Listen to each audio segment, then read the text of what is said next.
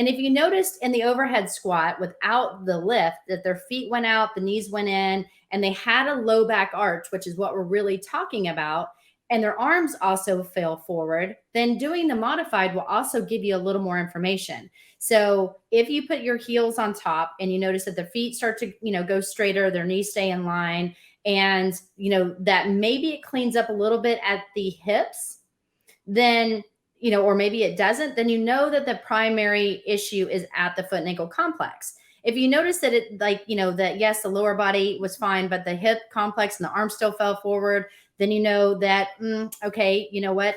It is the foot and ankle, but we still have issues at the hip as well. But then if I go ahead and take the client off of, or put the hands on their hips and then do the same thing, and I, don't even have them use the 2x4, but put them flat on the ground, and I notice that the low back arch goes away, or it's not as visible, if you will, then it's really more of the lats. And so you kind of are starting to put the puzzle together. And again, we're not even talking about mobility first. This is just with dynamic movement patterns or movement itself. So keep that in mind that, if you don't know how to do the mobility assessments, that's fine. It's just obviously the more education you get and the more that you can kind of, continue to be the detective to find out, again, is it overactivity, underactivity, or a little bit of both? Then it's just going to be more of a specialized and specific program versus, okay, I saw this, I didn't see this, the solutions table is telling me to do that. That's better than nothing, but it may still be a little bit more general unless you do the mobility assessments as well.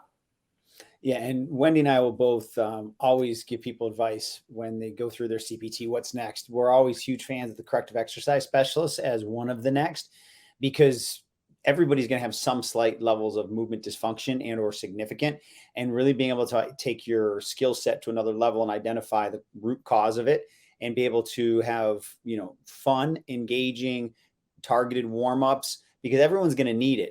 It's not like a rehab type of program, but it's just very specific in the targeting of how you're trying to change that person's movement patterning. So we both will always say CES. And then from there, there's obviously a lot of other courses, but this is really taking that anatomy and assessment process to the next level.